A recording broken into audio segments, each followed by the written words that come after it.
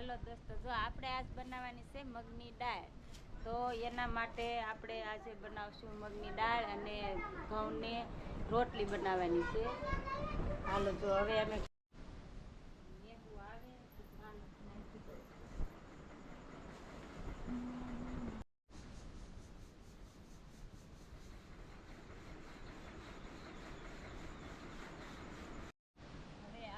મગની દાળ બનાવવાની છે. તો એનું આપણે મૂકી દઈશું બાફવા માટે આંધણ.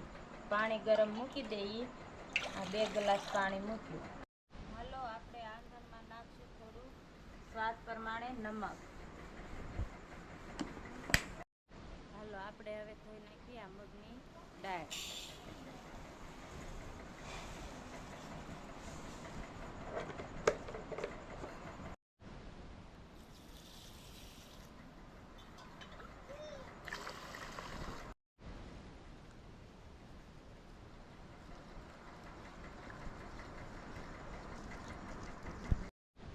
આપણે આંધણ થઈ ગયું છે.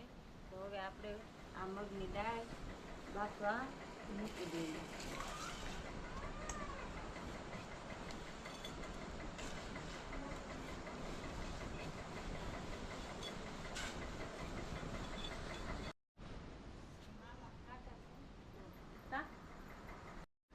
આપણે આ દાળ બાફવા મૂકી છે. તો એના માટે જો આ બધો જ મસાલો છે. આ પાલક છે, આ ધાણા છે, ટમેટા છે, મરચાં છે, બધી જ વસ્તુ છે ને આપણે કાપીને મૂકી દઈએ.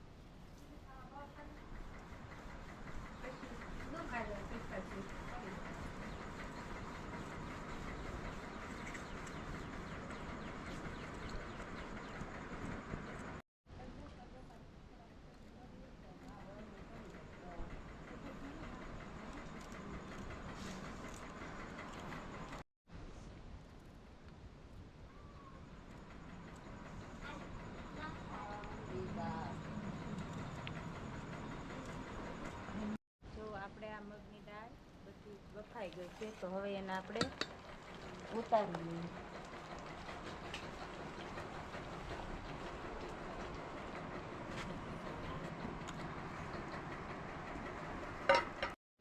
જો આપણે આ ગામડાનું લસણ છે. આને આપણે આ શાકમાં નાખવાનું છે. દેશી પ્યોર વાડીનું છે.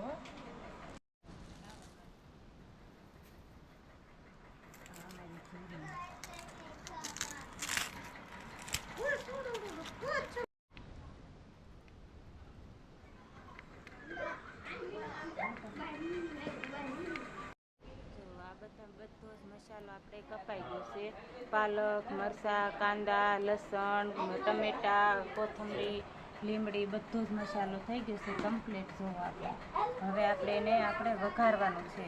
એ વઘારમાં નાખવાનું છે.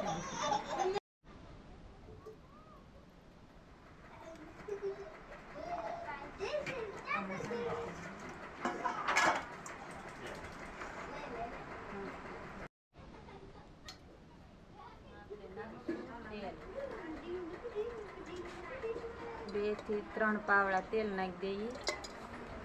મસાલો નાખવાનો છે. તેલ ગરમ થઈ જાય એટલે કયો મસાલો નાખવાનો? આ છે રાઈ. પેલા નાખશું આપણે થોડીક રાઈ.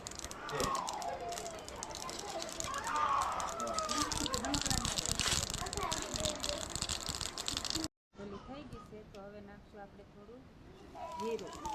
પછી નાખશું વઘાણી અને આ હળદર. હવે આપણે બધા જ મસાલા નાખી દઈશું. પહેલાં નાખશું આપણે લસણ. લસણ નાખી અને પછી નાખીએ આપણે લીમડી, પછી આ નાખીએ મરચાં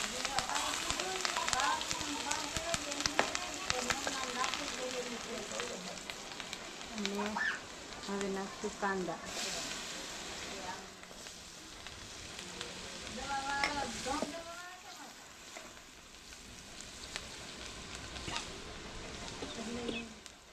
નાખીશું આપણે થોડી આ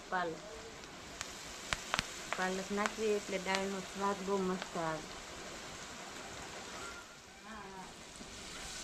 હવે એને ધીમે ધીમે થોડીક પાકી જાય ને એટલે નાખી દઈએ આપણે ટમેટા.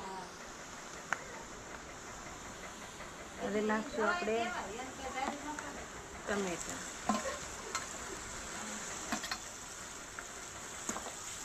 હવે આપણે એને હલાવી નાખીએ. પછી આપણે બીજો મસાલો નાખશું, મરચું, મીઠું. તો હવે આપણે આ બધી પાકી ગયું છે. હવે એને આપણે થોડું નાખી દઈએ મીઠું. દાળમાં નાખેલું હોય એટલે આમાં સ્વાદ પ્રમાણે જ નાખવાનું થોડું. અને પછી નાખી દેવી લાલ મરચાં.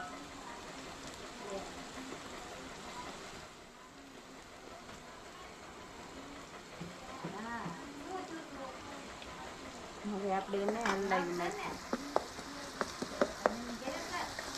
હલાવી હવે એને નાખી દઈશું આપણે દાળ.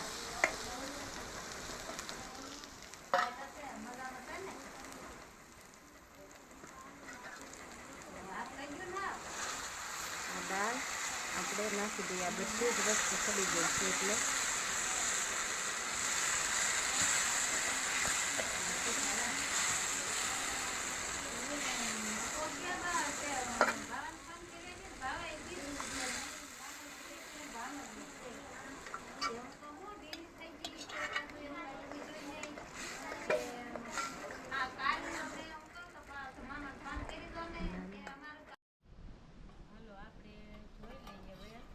ગઈ છે કે નહીં. આ જો દાળ તો આપણે થઈ ગઈ છે.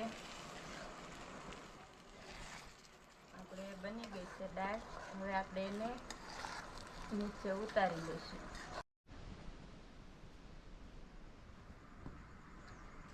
હવે નાખી દઈશું થોડા ધાણા.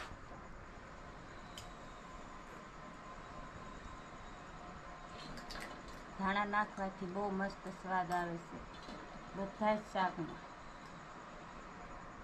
હવે આપણે સાળે નાખી ઘઉંનો લોટ.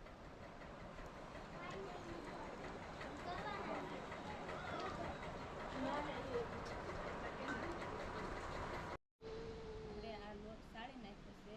હવે આપણે બાંધી દઈશું એને.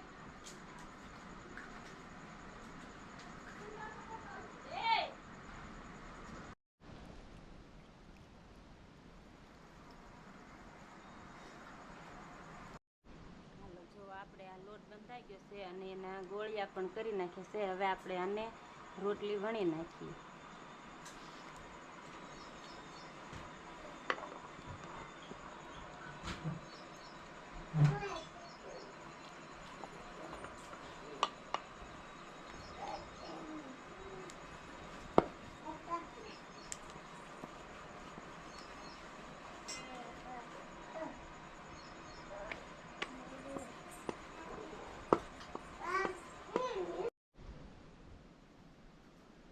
આપણે આ રોટલી વણાઈ ગઈ છે.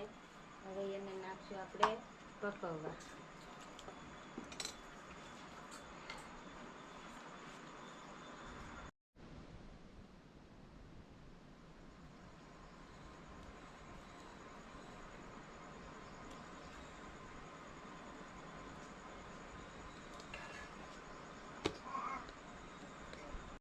આપણે આ મગની દાળ અને રોટલી થઈ ગઈ છે તૈયાર. હવે આપણે ભરી લઈએ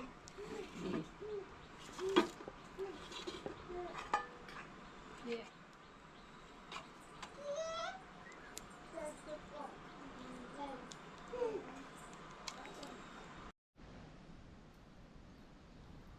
આ વિડીયો ગમ્યો હોય તો લાઈક કરજો, શેર કરજો અને ફોલો કરજો.